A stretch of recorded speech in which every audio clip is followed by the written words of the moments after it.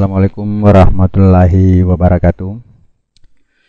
Jumpa lagi dengan mata pelajaran matematika wajib kelas 12 SMA. Untuk materi kali ini adalah kita akan membahas tentang jenis tabel distribusi frekuensi. Jenis tabel distribusi frekuensi itu ada sekitar 3 ya. 3 jenis. Yang pertama adalah tabel distribusi biasa. Yang kedua adalah tabel distribusi frekuensi relatif. Yang ketiga adalah tabel distribusi frekuensi kumulatif. Yang pertama dulu kita akan membahas tentang tabel distribusi frekuensi biasa. Jadi untuk tabel frekuensi biasa seperti yang kita pelajari sebelum-sebelumnya ya, seperti itu, ada interval kelasnya, kemudian ada frekuensinya. Kita lihat ya. Tabel frekuensi biasa berisikan frekuensi setiap kelas interval.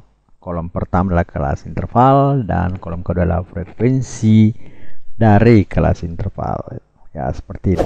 Kelas intervalnya seperti contoh sebelumnya ya. Ini adalah data nilai dari sebuah ujian atau ulangan matematika siswa. Kelas interval seperti yang tadi saya bilang, di sini kelas interval yang pertama, kemudian yang kedua adalah frekuensi dari kelas interval. 31 sampai 40, nilai 31 sampai 40 yang mendapatkan itu ada 3 orang, 41 sampai 50 ada yang 5 orang. 51 sampai 60 ada yang 10 orang, 61 sampai 70 ada 11, 71 sampai 80 ada 8, 81 sampai 90 ada 3 orang. Nah, itu adalah tabel frekuensi biasa. Yang terdiri dari 2, kelas interval dan frekuensi.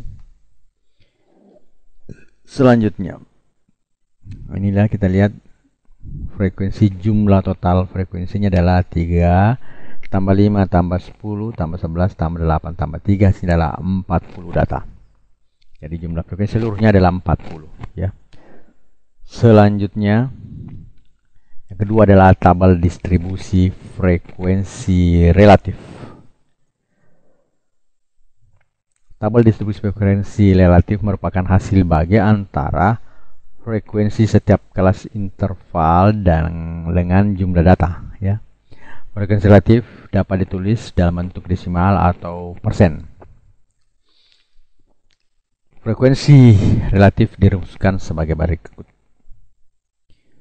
Frekuensi relatif itu sama dengan frekuensi pada interval kelas tertentu dibagi dengan jumlah seluruh frekuensi dari semua kelas interval dikali 100%.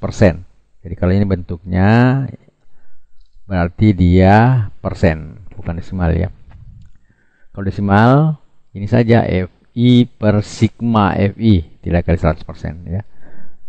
Jadi kalau memakai persen, dan biasanya sih dipakai persen untuk tabel tersebut, makanya frekuensi relatifnya itu adalah jumlah frekuensi kelas interval tertentu dibagi dengan jumlah keseluruhan frekuensi dari kelas interval dikali 100%. Nah, misalnya untuk interval pertama dan jumlah datanya kan 3 ya, kemudian jumlah keseluruhan data frekuensi itu adalah 40. Jadi 3 per 40 kali 100% hasilnya adalah 7,5. Jadi itu untuk interval pertama. Kemudian kita coba untuk interval kedua. Interval kedua adalah 5 per 40 kali 100%. 100 ya, sama dengan 12,5%. Untuk interval ketiga, jumlah datanya adalah 10. 10 per 40 kali 100 sama dengan 25%. 4 dan seterusnya ya. 11 per 40 kali 100 27,5% untuk interval keempat, dan seterusnya. Coba-coba cari sendiri, pasti bisa ya. Nah, kemudian kita melangkah ke bentuk, ya, melihat tabelnya ini bagaimana bentuknya. Coba kita lihat.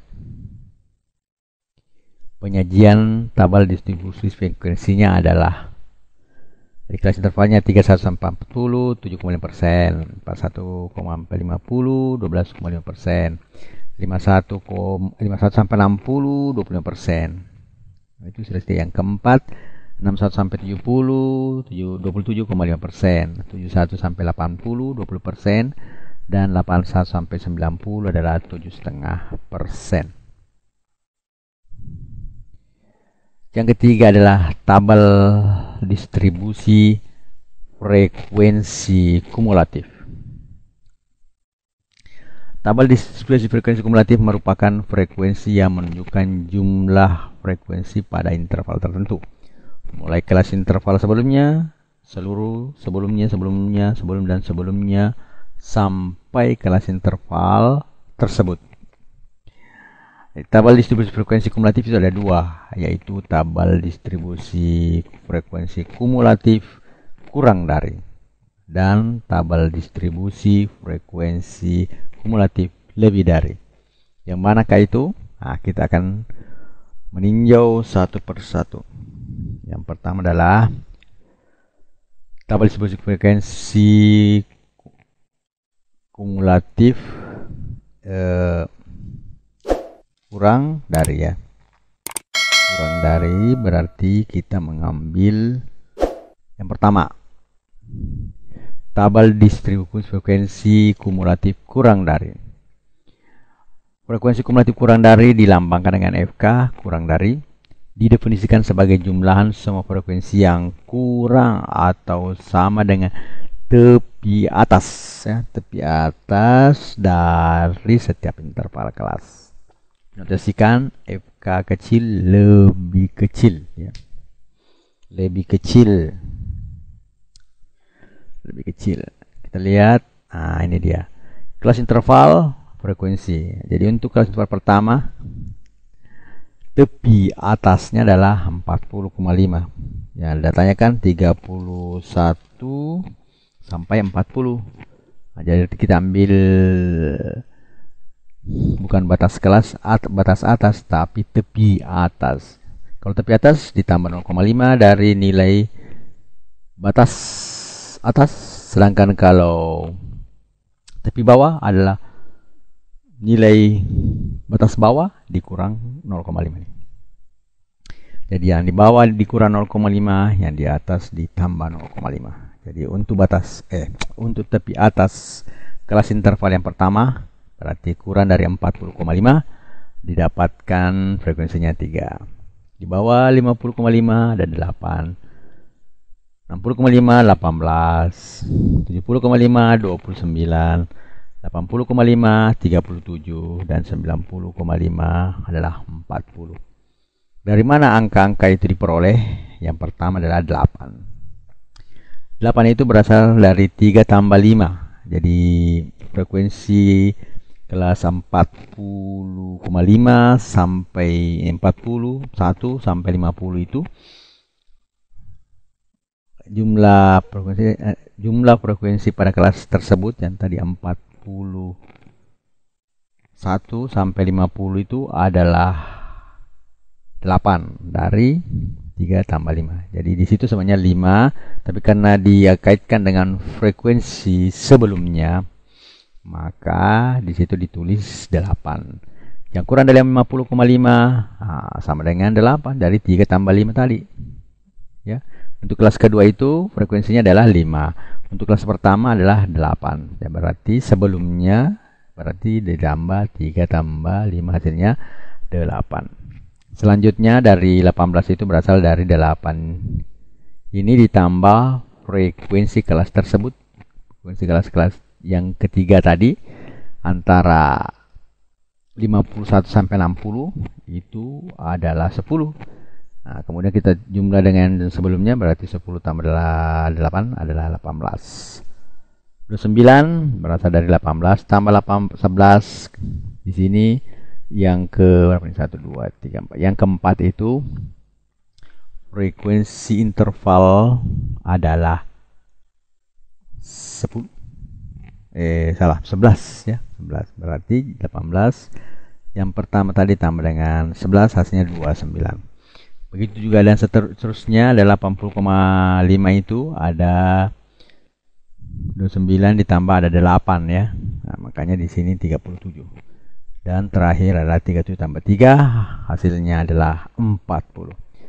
Itulah tabel distribusi frekuensi kumulatif kurang dari. Yang kedua, tabel distribusi frekuensi kumulatif lebih dari. Jadi bedanya lebih dari. Nah, selanjutnya, frekuensi kumulatif kurang dari FK lebih dari didefinisikan sebagai jumlah semua frekuensi yang kurang atau sama dengan tepi bawah setiap interval kelas dan dinotasikan dengan FK lebih besar. Ya, lebih besar. FK kemudian lebih besar sama dengan. Nah, ini dia. Ini adalah batas tepi bawah dari kelar tersebut ya. Untuk yang bawah jumlah frekuensi yang lebih besar dari 30,5 itu 40 karena dia yang paling di bawah. Jadi semua yang di atasnya terhitung. Kalau yang di atas 40,5 37, 50,5 32, 60,5 22, 70,5 11 dan 80,5 itu cuma 3. Nah, dari mana dapat 37? 40 kurang 3.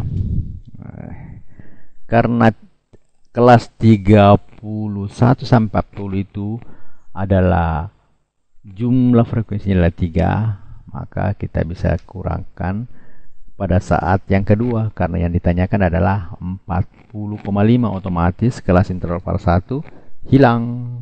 Artinya jumlah frekuensinya untuk kelas yang pertama hilang. Sehingga di sini tulis 40 kurang 3. Selanjutnya untuk yang ketiga 50,5 ini juga hasilnya 32, itu berasal dari 37 kurang frekuensi untuk interval kedua yaitu 5. Jadi di sini hasilnya 32. Begitu juga selanjutnya 32 dikurangi dari 10 hasilnya 22, 22 kurang 11 ya hasilnya 11 dan 11 kurang 8 hasilnya adalah 3. Ya, saya kira sampai di sini dulu pertemuan kali ini. Sini tidak ada tugas, pertemuan sebelumnya juga tidak ada tugas. Nanti pada pertemuan ketiga tugasnya disatukan ya. Ya, mungkin hari apa ya? Pertemuan selanjutnya adalah hari Senin depan. Jadi siap-siap Senin depan dengan tugas satu kali kumpul, tapi dalam satu file itu ada 3 tugas ya. Saya kira sampai di sini dulu pertemuan kita kali ini. Dan sampai jumpa insyaallah pada pertemuan berikutnya hari hari Senin ke depan. Assalamualaikum warahmatullahi wabarakatuh.